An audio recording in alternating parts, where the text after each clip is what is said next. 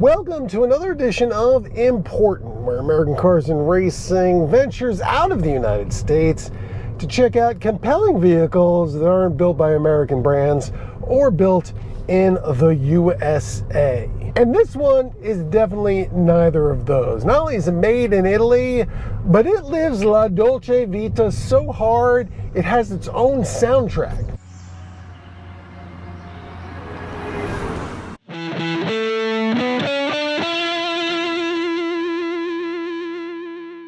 The 2024 Fiat 500e may look like 500s from the past, but it is an all-new and all-electric vehicle. It has a 117 horsepower electric motor driving the front wheels and a 42 kilowatt-hour battery pack. Its range is just 149 miles per charge, or 141 when you get it with the all-season tires that this one has, which I guess is appropriate for what's basically a city car. What it's not is an economy car. The 500e has a starting price of $34,095, while this one is $37,595. And Fiat has an unusual way of selling them. Instead of offering a 500 that you can configure any way you want, it's doing what it calls drops, like fashion companies do. The first one was red, called the Inspire Red, and part of the Product Red program that supports the Global Fund. There's a rose gold inspired by beauty, a blue-gray inspired by Los Angeles, and this one, which is called Inspired by Music. It only comes in tuxedo black. So it has a pretty simple interior design, although you do get a digital instrument cluster and a digital touchscreen infotainment system, and some nice sturdy upholstery with the Fiat name stitched into it. You also find that on the door rests and this fabric on the dashboard, but the rest of it is kind of low-grade plastic, which just goes to show how expensive it is to build electric cars today, especially in Italy where this is made.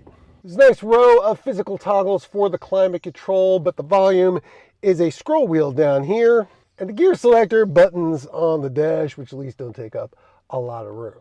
As far as room is concerned, on my 6'1" scooch test where I see how I fit behind myself with the front seat set comfortably for me, yeah, I do not fit back there at all. And to be honest, while I do fit up here pretty comfortably, I wouldn't complain if they gave me another inch of leg room. As far as fitting back there is concerned, it is possible, and not just for babies. I had 3 people in here with me the other day while I was driving, but it did take a little bit of effort. First of all, I had to move the seat up here, which is still functional, but my knees kind of smacking on the dashboard. But let's see how I fit behind the seat set right here.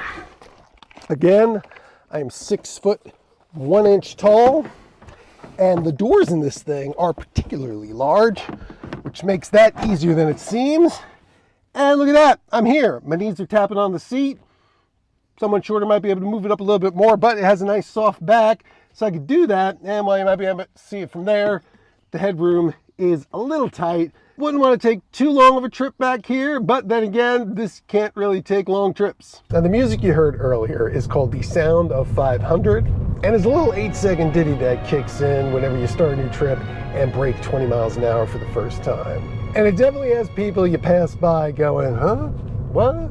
Now, part of the reason this is called Inspired by Music is that it has a pretty kickin' 7-speaker JBL audio system, which features 4 virtual venue soundscapes that Andrea Bocelli helped pick and can emulate a variety of spaces. So this may only have 117 horsepower, but has 162 pound-feet of torque, so it can accelerate to 60 miles an hour in 8.5 seconds, which is plenty of brio. On a freshly paved highway, this is very smooth and quiet, a great cruiser, but when the road gets bumpy, it kind of turns into a little basketball.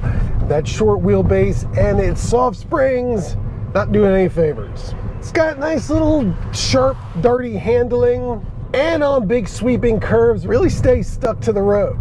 This has 3 drive modes. There's normal, range, which cranks up the regenerative braking and enables 1 pedal driving. This will slow all the way down to a stop when you let up off the accelerator as it charges the battery.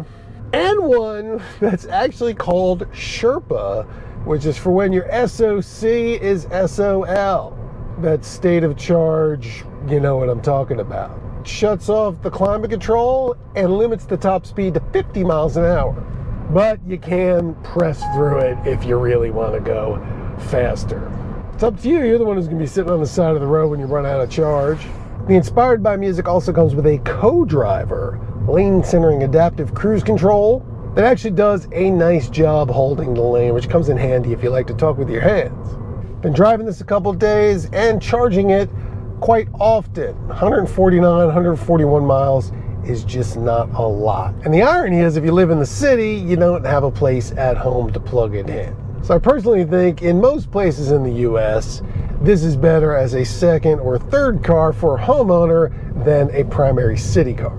This only charges at up to 85 kilowatt speeds, which is not very fast. That means it needs more than a half hour to charge to 80%, which is only about 120 miles worth of driving. So in a best case scenario, for every 2 hours you drive in this, you're gonna be parked for 30 minutes. Ultimately, while I do think this is a delightful car, it is not a delightful car for $34,000 or $38,000, especially since it doesn't qualify for the federal electric vehicle purchase tax credit, since it's not made in North America, like the old 500 was. I mean, consider the range and size, and that its best attribute is that it's easy to park. You can do better. For less than $40,000 after the federal tax credit, there are a number of compact SUVs you can get with 250 to 300 miles of range. And later this year, the Chevrolet Equinox EV compact SUV will be available in a $35,000 model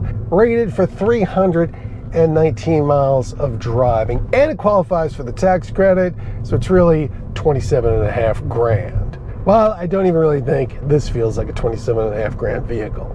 But I think I do know what the pro move is. If you wait a couple of years until these are selling used for under $25,000, it will qualify for the $4,000 federal used electric vehicle tax credit, which doesn't have a country of origin requirement.